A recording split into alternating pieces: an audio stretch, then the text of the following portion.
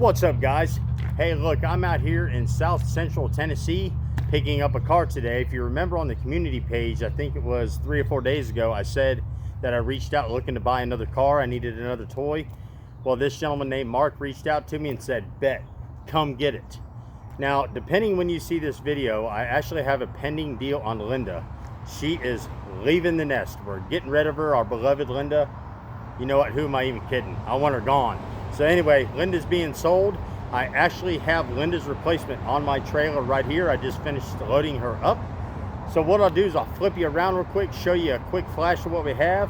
We'll get her back to the shop and we'll do a full go through video on her and tell you why I bought this old girl. So let me flip you around, show you a quick flash of what we have, and then we're heading back to Kentucky. This is Buster Radio Garage. What do you think of them apples? We'll see you back at the shop. It's showing E on gas. Did he put just enough in it for me to get it on the trailer? They blow dodge, baby. Alright, let's get her off here.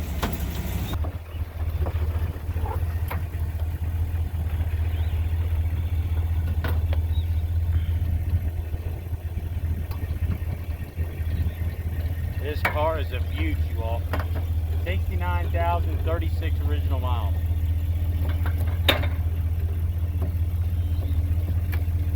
And I'm gonna tear it up like an idiot.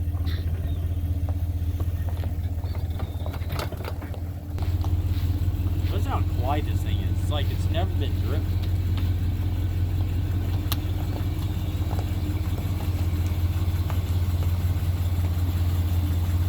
Purrs like a kid.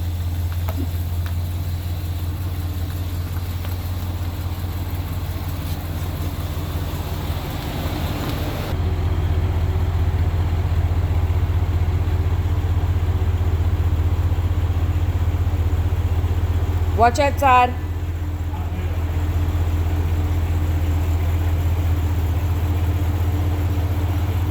Cut it.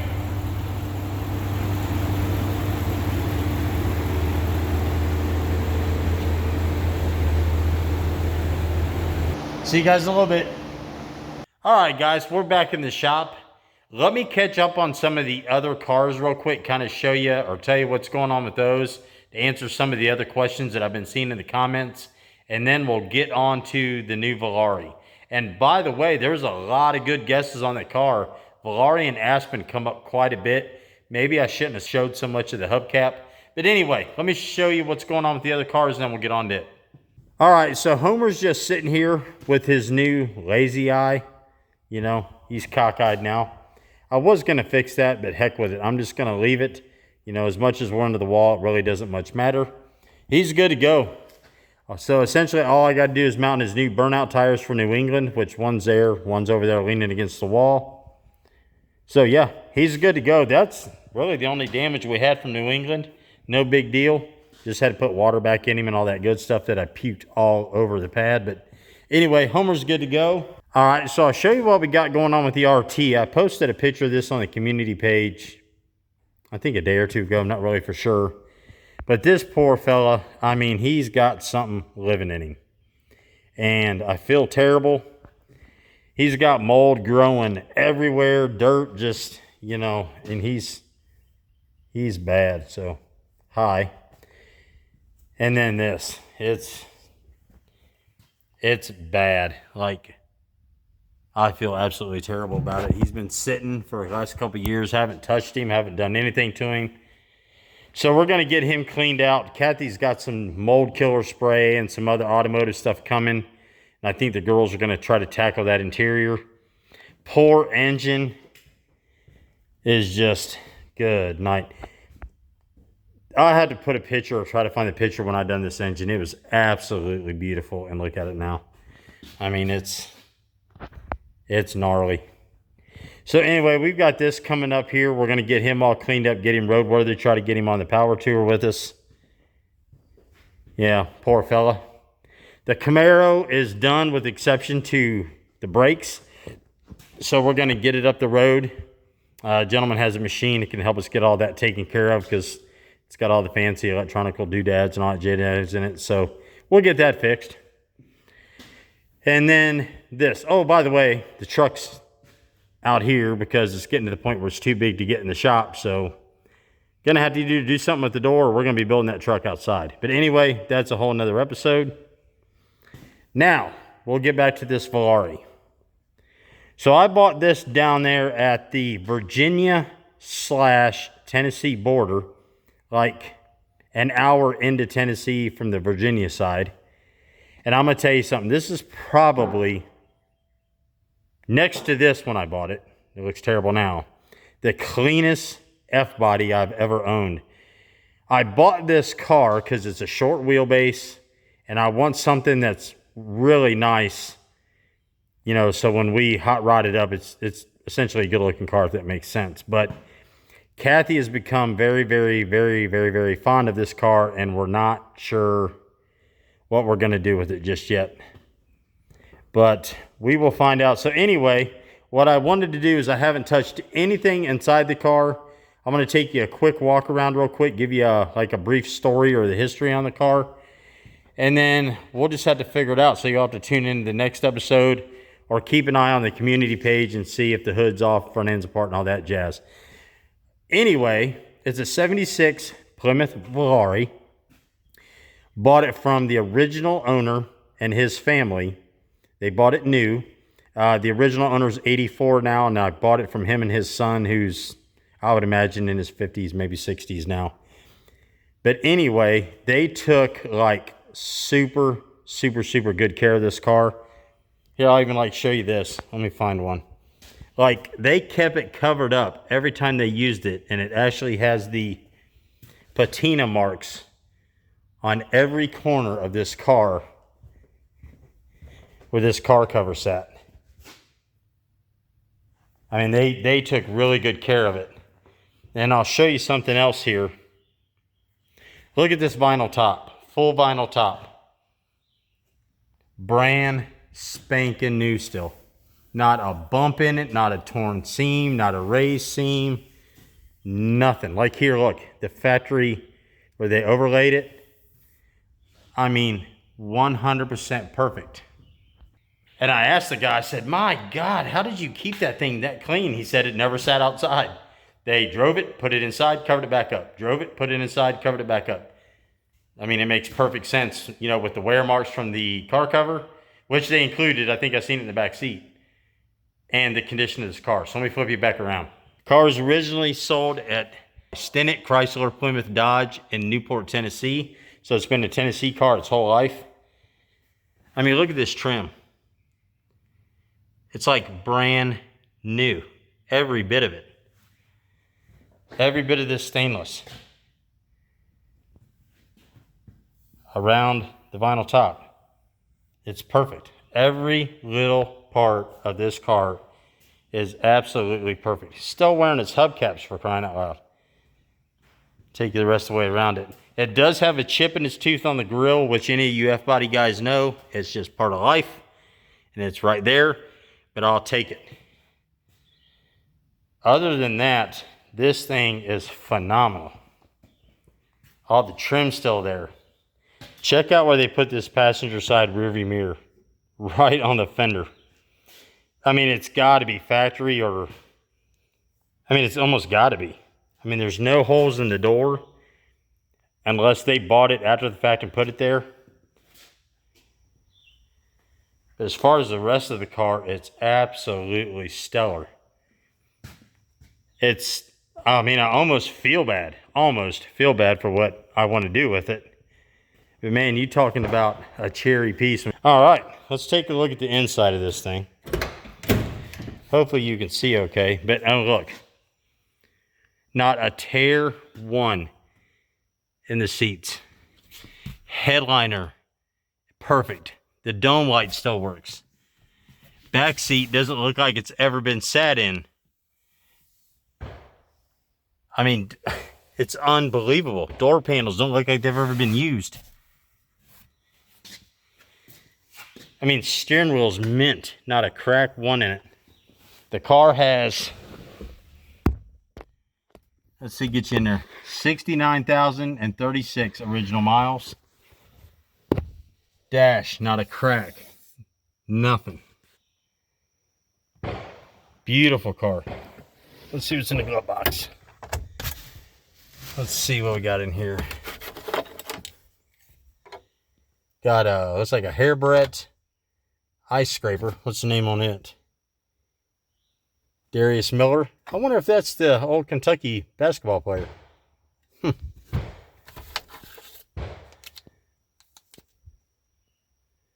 I have no clue what this thing is.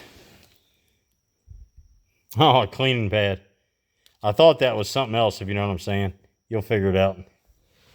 And then we've got more Hairbreadths and tissues. Air freshener. Nothing much in there, really. But I really just can't explain how beautiful this interior is. These seats are amazing. It's like having two of your grandma's couch in here. And they're soft, too. Here's something that was funny. He was telling me they never did put the passenger side sun visor on. He said it's in the trunk, still wrapped in the dealer's plastic. That's crazy. Look back here. This thing is just gorgeous. I didn't think it was this nice when I seen it on the internet. I really didn't.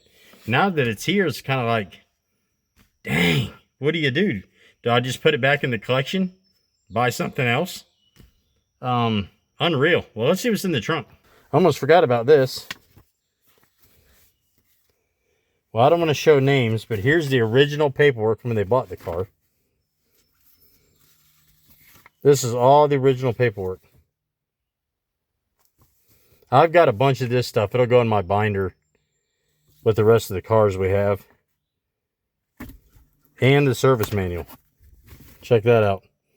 Now, I'll keep that because that'll cover a lot of the cars we actually do have. So that book's worth a fortune to me anyway.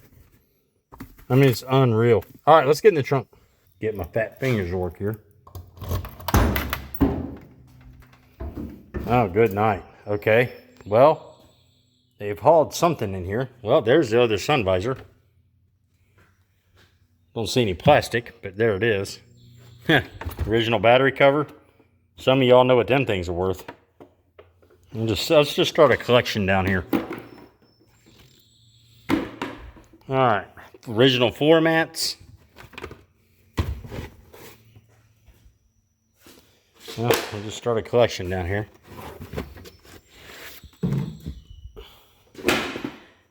What we got? All right. Check this out. Highway hazard kit. Everything's in it. It open.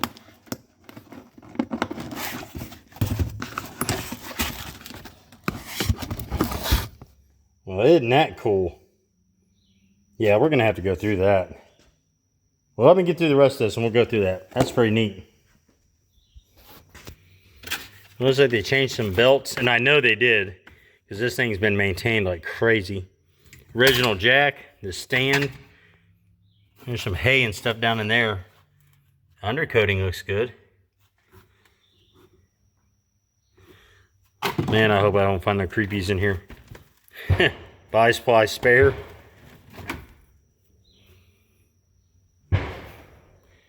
Check that out. All right, let's see what's in this little traveling case. This highway hazard kit. See what's inside here. Got a little siphon pump. That's pretty cool. May be used for any storage of gasoline up to 6 hours. So I guess if you had to walk and go get gas, that's what you put it in. That's cool.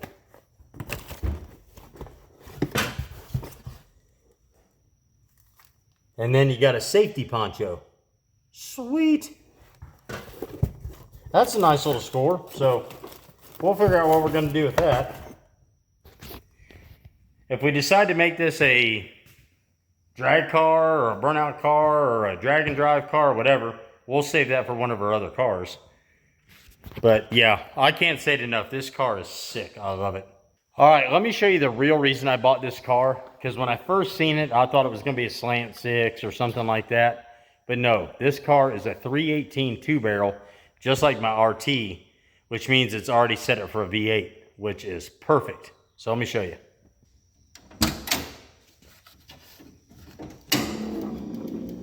So boom, there it is. 318 2-barrel, typical Chrysler engine. But they've taken really good care of this thing. It has all new belts, you know, radiator hoses, master cylinder, new battery, new distributor. I mean, the whole smash. I mean, you can't complain. And I would say this would all clean up really, really nice in here. It still has the stickers, all that good jazz on it. And it has the fender tag. I did check for that. So the fender tag is right here. So, I mean, it's just like I'm torn what to do. Do I take this over there across the street and put it in storage? Or do we just completely get into it? Here's my dilemma. Is if I do something with the car, I don't want to touch the body. I don't want to touch the interior. And if we cage it, I'll put the interior back. I want it to look just like it is now, but with a nice beefy engine, transmission, rear end, right? So a powerful drivetrain. Believe the car is beautiful it is. So it's kind of like, what do you do, right? And if Kathy likes it and doesn't want to fool with it, then guess what? We're not going to fool with it. We'll go buy another car. So it's like, you're danged if you do, you're danged if you don't, right? But anyway, I wanted to bring it in and show it to you guys because the intent for this car, because it's smaller, has a shorter wheelbase, it's set up for a V8. So if nothing else, we could take a 360, which I've got sitting right there, take it up to Calvert Racing Engines, beef it up to a 408 and shove it right in this old girl, and it would run perfectly. Maybe get with John Cope. I would say this has probably got a 904 transmission. Let's get over here and look. Oh, mercy. Yeah, it's got a 904 and probably an 8 1/4 rear end. Let me see. Get on my fat belly. Yeah, it's got a little dinky rear, so we'd have to bump this up to an 8 3/4. Have Cope build that 904 because it'd be perfectly fine. I mean, look, this thing is beautiful under here. Unbelievable. New shocks.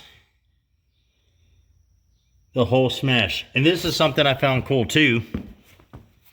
As you can tell, this quarter's never been worked on because you can see all the years where they got gas and it dripped down, ran behind the trim, and that same line there follows all the way down. I would say that the mud flaps this old boy put on back when he bought it, if it didn't come with them on it to begin with, my guess that's a J.C. Whitney add-on. Probably saved those lower quarters because he's got the flaps on all four corners of this car. I mean, it's just like, dang it. What do you do? I know a buddy of mine has an NOS grill in here. I could buy that grill, throw it in here. What I just think is the coolest is the placement of this side mirror. That's insane. I love it. But the top, not a bump, one in it. All the trim still here. I mean, it's in beautiful shape too. So I'll ask you guys' opinion. What do you think we ought to do with it? Think we ought to keep it, throw it across the street in the collection, buy a different car, or leave the body and the interior just like it is, minus the cage, and throw a big old beefed up 408 in there? Leave it in the comments below. Let me know. And if you happen to see a post on the community page where the doghouse is off of it and we're putting a big old monster motor in it, then you know. So, all right, guys. Well, I just wanted to show you the Volare, tell you what our plans were originally to do with it, tell you kind of like where we're at now. We're kind of like, danged if we do, danged if we don't kind of thing. But yeah, she's a beautiful car. I mean, there's no arguing that. So yeah, I could easily shut that trunk, roll the windows up, take it across the street, put it in storage. Or we could make a 4-door smoke'ems out of that thing and just make it a really cool sleeper. So leave in the comments for me. All right, guys, we'll catch you on the next one, which will be over the RT and the truck build. Homer will see you in New England, and then we'll get that Camaro out and fart it around with a little bit. I'm about to cut this car up and get the parts out of it I need, and the rest of it's out of here. And then we're going to get that Dakota out of here. So anyway, thanks for watching. I appreciate you. We'll catch you next time. BRG out.